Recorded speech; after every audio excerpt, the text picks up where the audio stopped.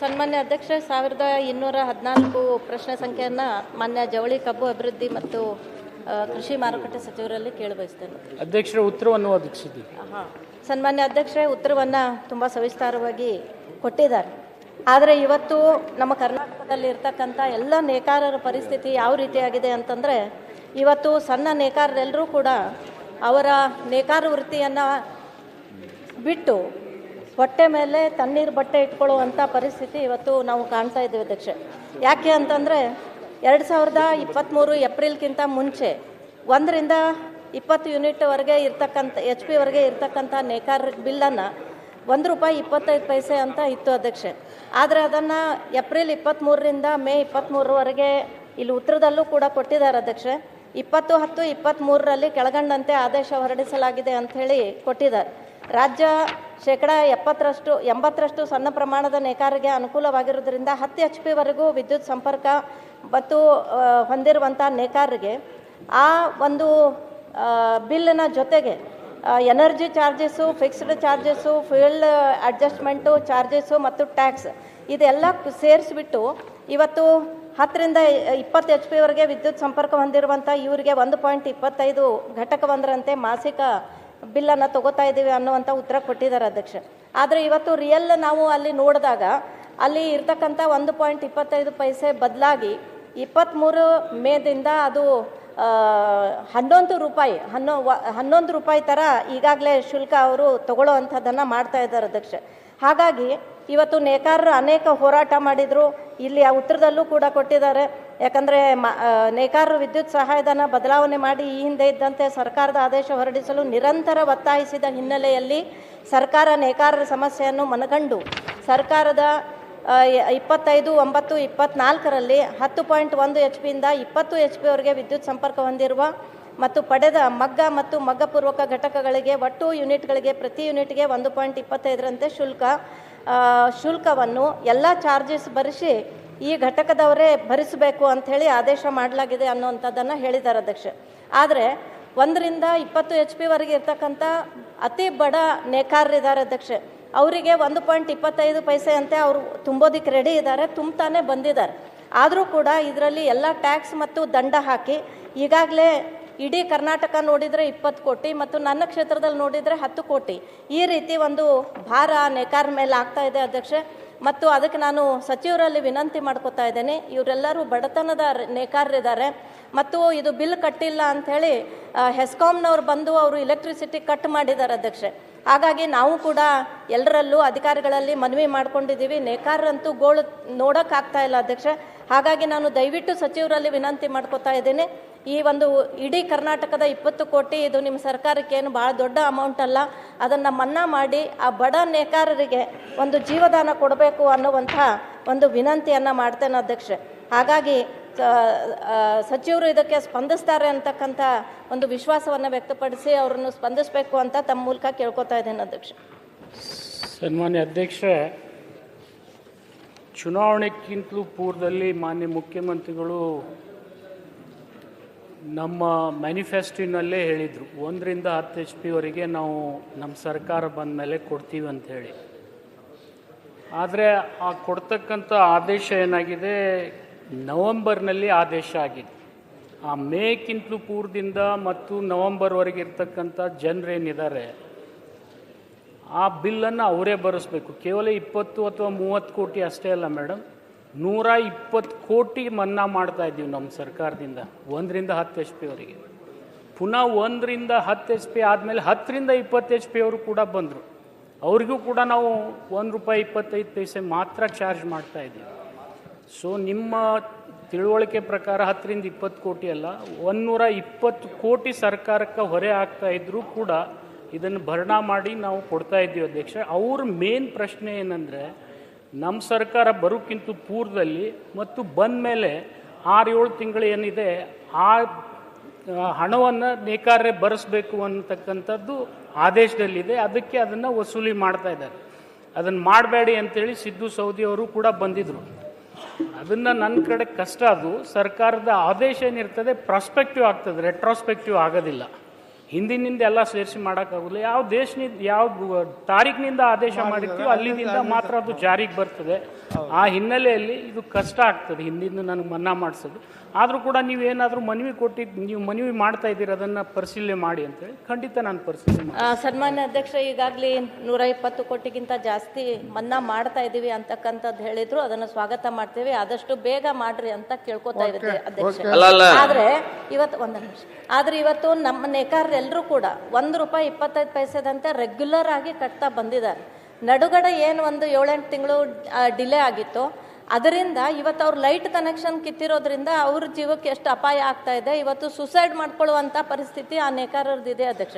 ದಯವಿಟ್ಟು ನೀವು ದೊಡ್ಡ ಮನಸ್ಸು ಮಾಡಿ ಅದನ್ನು ಕೂಡ ಆ ಹೊರೆನೂ ನೀವು ತಗೊಂಡು ಸರ್ಕಾರ ಅದನ್ನು ಮನ್ನಾ ಮಾಡಿದರೆ ನಮ್ಮ ರಾಜ್ಯದ ಎಲ್ಲ ನೇಕಾರರು ಕೂಡ ನಿಮಗೆ ಅಭಿನಂದನೆ ಸಲ್ಲಿಸ್ತಾರೆ. ಸಿದ್ದು ಅನ್ನೋರ್ಗೂ ಈ ಪ್ರಾಬ್ಲಮ್ ಗೊತ್ತು. ಹಾಗಾಗಿ ನಾವು ಕೇಳ್ಕೊಳ್ಳೋದೇನು ಅಂತಂದ್ರೆ ಅದನ್ನು ಕೂಡ ಕನ್ಸಿಡರ್ ಮಾಡ್ರಿ ಅಂತ ಕೇಳ್ಕೊತೇವೆ.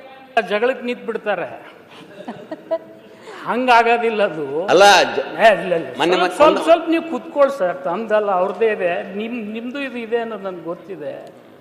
ನಾನೇನು ಹೇಳ್ತಾ ಇದ್ದೀನಿ, ಯಾವುದೇ ಆದೇಶ ಆದರೆ ಅವತ್ತಿನಿಂದ ಮಾತ್ರ ಆಗ್ತದೆ, ಅದು ಹಿಂದಿಂದ ನಾವು ಮಾಡೋಕ್ಕಾಗೋದಿಲ್ಲ. ಅದನ್ನೇ ಅವ್ರದ್ದು ವಾದ ಇದೆ.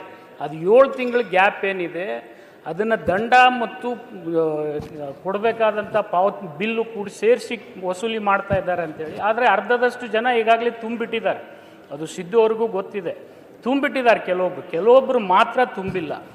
ಆದರೂ ಕೂಡ ನಾನೇನು ಹೇಳ್ತಾ ಇದ್ದೀನಿ, ನಾವು ಇನ್ನೊಮ್ಮೆ ಸೇರಿ ಮುಖ್ಯಮಂತ್ರಿಗಳಿಗೆ ಹೋಗಬೇಕಾದ್ರೆ ಒತ್ತಾಯ ಮಾಡೋಣ. ಯಾಕಂದರೆ ಆರ್ಥಿಕ ಇಲಾಖೆ ಅವ್ರು ನಿರ್ವಹಣೆ ಮಾಡ್ತಾರೆ, ನಾನು ಜವಾಬ್ದಾರಿ ತಗೊಳಕ್ಕೆ ಬರೋದಿಲ್ಲ. ಖಂಡಿತ ನಾನು ಪ್ರಯತ್ನ ಮಾಡ್ತೀನಿ. ತಾವು ಸೀನಿಯರ್ ಮಂತ್ರಿ ಇದ್ರಿ, ತಾವು ಹೇಳಿದ್ರೆ ಮುಖ್ಯಮಂತ್ರಿ ಕೇಳ್ತಾರ. ಸೀನಿಯರ್ ರಿಕ್ವೆಸ್ಟ್ ಮಾಡಿದ್ರೆ ಮುಖ್ಯಮಂತ್ರಿ 100% ಒಪ್ತಾರ. ನಿಮ್ಮನ್ನೇ ಕರ್ಕೊಂಡು 100 ಒಪ್ತಾರ, ನಮ್ಮ ಭರೋಸಾ ಇದೆ. ತಾವು ಕನ್ವಿನ್ಸ್ ಮಾಡಬೇಕು ಅಷ್ಟೇ ಅಧ್ಯಕ್ಷರೇ. ತಾವು ಕನ್ವಿನ್ಸ್ ಮಾಡಿದ್ರೆ ಕೆಲಸ ಆಗುತ್ತೆ. ನಿಜವಾಗಿ ಎಲ್ಲರಿಗೆ ತೊಂದರೆ ಆಗ್ತಾ ಇದೆ. ಹಿಂದಿನ ಸರ್ಕಾರ ಇವರಿಗೆ ಯಾವುದೇ 1 ರಿಂದ 10 HP ಅವರಿಗೆ ರಿಯಾಯಿತಿ ಕೊಡಲಿಲ್ಲ. ನಮ್ಮ ಸರ್ಕಾರ ಪ್ರಣಾಳಿಕೆಯಲ್ಲಿ ಘೋಷಣೆ ಮಾಡಿರೋದ್ರಿಂದ ಮಾನ್ಯ ಮುಖ್ಯಮಂತ್ರಿಗಳ ಗಮನಕ್ಕೆ ತಂದ ಮೇಲೆ 1 ರಿಂದ 10 HP ಅವರಿಗೆ ಫ್ರೀನೇ ಕೊಟ್ರಿ. ಫಿಕ್ಸ್ ಚಾರ್ಜಸ್ಸು, ಲೈನ್ ಚಾರ್ಜಸ್ ಮಾತ್ರ ಅವ್ರು ಕೊಡಲೇಬೇಕು. ಆ ಆದೇಶದಲ್ಲಿ ಅದು ಇದೆ. ಅದನ್ನು ಅವ್ರ ಪ್ರಶ್ನೆ ಇತ್ತು, ಇರಲಿ. ಬಟ್ ಅದಕ್ಕೆ 1 ರಿಂದ 10 HP ಕೊಟ್ಟ ಮೇಲೆ 10 ರಿಂದ 20 HP ಕೊಡೋಂದ್ರು. ಅದಕ್ಕೂ ಕೂಡ ₹1.25 ಕೊಟ್ಟಿದ್ದೀವಿ. ಎಲ್ಲ ಹೊರೆ ಸೇರಿ 120 ರಿಂದ 130 ಕೋಟಿ ಬರ್ತಾ ಇದೆ. ಇನ್ನು ಕೆಲವೊಬ್ರು ಏನು ಏಪ್ರಿಲ್ನಿಂದ ನವೆಂಬರ್ವರೆಗೆ ಎಷ್ಟು ಜನ ಉಳಿದಿದ್ದಾರೆ ಅದನ್ನಷ್ಟು ಮನ್ನಾ ಮಾಡಿಸಿ ಅಂತ ಇದ್ದಾರೆ. ಅದನ್ನು ನಾನು ರೈಟ್ ಅಲ್ಲ ಮನೆ ಅಧ್ಯಕ್ಷರೇ ಮಾತಾಡಕ್ ಕೊಡ್ರಿ. ಈಗ 2.5 ವರ್ಷ ಮೇಲ್ಪಟ್ಟ ಆಯ್ತಾ, ಅವ್ರು ನಿರಂತರ ಉದ್ಯೋಗ ಬಿಟ್ಟು ತಿರುಗಾಡತಾರ. ಅವರಲ್ಲಿ ಹೋಗಿದ್ರೆ ಮನೆಗೆ, ಬಿಜಾಪುರಕ್ಕೂ ಅವ್ರ ಮನೆಗೆ ಹೋಗಿ ಬಂದಾರ, ಅವ್ರು ಕೂಡ ಮೀಟಿಂಗ್ ಮಾಡಿ ಬಂದಾರ. ಅಲ್ಲಲ್ರಿ, ನಾನು ಹೇಳ್ತೀನಿ, ನಮ್ ಇದ್ದರೇ ಕೇಳ್ರಿ, ಅವ್ರು ಪಾಪ ಬಡವರು, ಅವ್ರಿಗೇನೋ ಬದುಕಲಾಕ ಆಗವಲ್ಲ. ಮುಖ್ಯಮಂತ್ರಿ ಬಂದಾರ ನೋಡ್ರಿ, 1 ಮೀಟ್ರ್ ಮೇಡಮ್. ನಮ್ದು ಏನ್ ವಿಚಾರ ಐತೆ ಅಂದ್ರೆ, ಬರೇ ಹಿಂದಿನ ಗೌರ್ಮೆಂಟ್ ಮಾಡಬೇಡ್ರಿ ದಯಮಾಡಿ. ನೀವೇನು ಆಶ್ವಾಸನೆ ಕೊಟ್ಟಿದ್ರಲ್ಲ, ನಾವು ಅಧಿಕಾರ ವಹಿಸ್ಕೊಂಡ ತಕ್ಷಣ ನಾವು 10 HP 20 HP ವರೆಗೆ ಮನ್ನಾ ಮಾಡ್ತೀವತ್ತ ಹೇಳಿದಿರ್ತಾವ, ಫ್ರೀ ಕೊಡ್ತೀವತ್ತ. ಫ್ರೀ ಕೊಟ್ಟಿದ್ರೊಳಗಿಂದ 6 ತಿಂಗಳು ಉಳಿದದ. 1 ನಿಮಿಷ ಇದ್ದೋಣ, 1 ನಿಮಿಷ. ಪ್ರಣಾಳಿಕೆ ಒಳಗೆ ನಾವು ಘೋಷಣೆ ಮಾಡ್ತೀವಿ, ತತ್ಕ್ಷಣ ಅಂತ ಬರೀದಿಲ್ಲ. ನಿಮ್ಮ ಪ್ರಣಾಳಿಕೆನೂ ಹಾಗೆ ಇರ್ತದೆ, ನನ್ನ ಪ್ರಣಾಳಿಕೆನೂ ಹಾಗೆ ಇರ್ತದೆ. ಆದರೆ ನಾನೇನು ಹೇಳ್ತಾ ಇದ್ದೀನಿ, ನಾವು ಇಂಪ್ಲಿಮೆಂಟ್ ಮಾಡಬೇಕಾಗಿದ್ದು ಒಂದು 5-6 ತಿಂಗಳ ನಂತರ ಮಾಡಿದ್ದೀವಿ. ಅದು ಪ್ರಾಸ್ಪೆಕ್ಟಿವ್ ಆಗ್ತದೆ, ರೆಟ್ರೋಸ್ಪೆಕ್ಟಿವ್ ಆಗೋದಿಲ್ಲ. ಆದರೂ ನಾನೇನು ಹೇಳ್ತಾ ಇದ್ದೀನಿ, ನಿಮ್ಮ ಸರ್ಕಾರ ಮಾಡದೇ ಇರೋ ಕೆಲಸ ನಾವು ಮಾಡಿದ್ದೀವಿ. ನೀವು ನಮ್ಗೆ ಶಬಾಷ್ಗಿರಿ ಕೊಡಬೇಡಿ. 6 ತಿಂಗಳದ್ದು ಏನದ ಅದು ಬಿಡಿಸೋದಿದೆಯಲ್ಲ, ನಾನು ನೀವು ಸೇರಿ ಪ್ರಯತ್ನ ಮಾಡೋಣ. ದಯಮಾಡಿ ಮುಖ್ಯಮಂತ್ರಿ ಅವರು ಬಂದಾರ, ಬಂದ್ರೆ ಆಯ್ತು, ಅವರು ಬಂದಾರ, ನೀವು ಅವ್ರಿಗೆ ಹೇಳ್ರಿ, ನಾವು ವಿನಂತಿ ಮಾಡ್ಕೋತೀವಿ. ನೀವು ಅವ್ರಿಗೆ ತುಂಬಲಾಕ ಸಾಧ್ಯ ಇಲ್ಲ ರೀ ಸರ್. ಉದ್ಯೋಗ ಬಂದಾಗತ್ತೆ ಅವ್ರದ್ದು, ಅರ್ಥ ಮಾಡ್ಕೊಳ್ಳಿ. ಬಿಜೆಪಿ ಸರ್ಕಾರ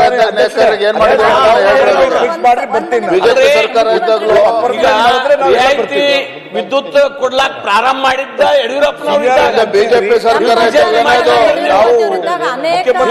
ಸರ್ಕಾರ ಮಾಡಿಲ್ಲ, ನಾವು ಮಾಡಿಲ್ಲ, ಪ್ರಾರಂಭ ಮಾಡಿಲ್ಲ ಬಿಜೆಪಿ. ಇವತ್ತು ನೇಕಾರರು ಏನಾರ ನೆಮ್ಮದಿ ಜೀವನ ನೋಡ್ತಾ ಇದ್ದಾರೆ ಅಂತ ಬಿಜೆಪಿ ಸರ್ಕಾರ ಕೊಟ್ಟಿರ್ತಕ್ಕಂಥ ಯೋಜನೆ ಕಾರ್ಯಕ್ರಮಗಳ ಈಗ ನಾನು ಹೇಳ್ತಾ ಇದ್ದೀನಿ ಮುಖ್ಯಮಂತ್ರಿಗಳ ಹತ್ರ 6-7 ತಿಂಗಳದ್ ನಮ್ಗೇನ್ ಬಾಳ ಹೊರಿ ಅಲ್ಲ, ನಾನು ಹೋಗಿ 20 ಕೋಟಿ ಬರೀ 20 ಕೋಟಿ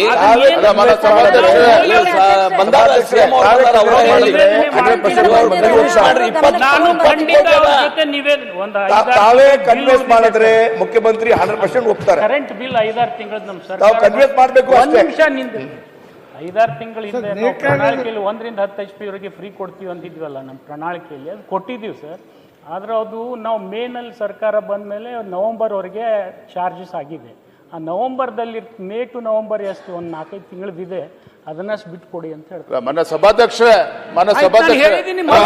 ಮುಖ್ಯಮಂತ್ರಿ ಆದ್ರೆ ಓಕೆ. ಸಮಸ್ಯೆ ಬಗ್ಗೆ ಇದ್ರಾಗ ರಾಜಕಾರಣ ಮಾಡ್ಬಾರ್ದು.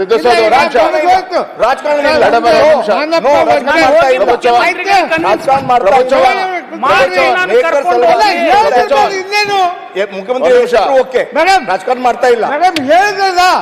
ಸಭಾಧ್ಯಕ್ಷ ಇಷ್ಟೇನೆ ಸಭಾಧ್ಯಕ್ಷರೇ, ನಾವು ನೇಕಾರ ವಿಚಾರದಲ್ಲಿ ರಾಜಕಾರಣ ಮಾಡೋ ಪ್ರಶ್ನೆ ಇಲ್ಲ. ನಾವೇನ್ ಅದ್ರ ನಮ್ಮ ವಿನಂತಿ ಇಷ್ಟೇ ಸ್ವಾಮಿ, ನಮ್ಮ ಸಭಾಧ್ಯಕ್ಷ ನಮ್ಮ ವಿನಂತಿ ಇಷ್ಟೇನೆ, ನೇಕಾರ ವಿಚಾರದಲ್ಲಿ ಚೌಕಾಸಿ ಮಾಡುವಂತದ್ದು ಬೇಡ. ಈಗಾಗಲೇ ಸಂಕಷ್ಟದಲ್ಲಿದ್ದಾರೆ, ಅದೇನು ಇನ್ನು 5-6 ತಿಂಗಳು ಏನ್ ಮಾಡ್ಬೇಕು ಅದನ್ನ ಸೇರಿಸ್ಕೊಂಡು ಅದನ್ನ ಇಂಪ್ಲಿಮೆಂಟ್ ಮಾಡ್ಲಿ, ಅಷ್ಟೇ ಮಾಡಿ ಅಂತ ವಿನಂತಿ ಮಾಡ್ತಾ ಇರುವಂತದ್ದು.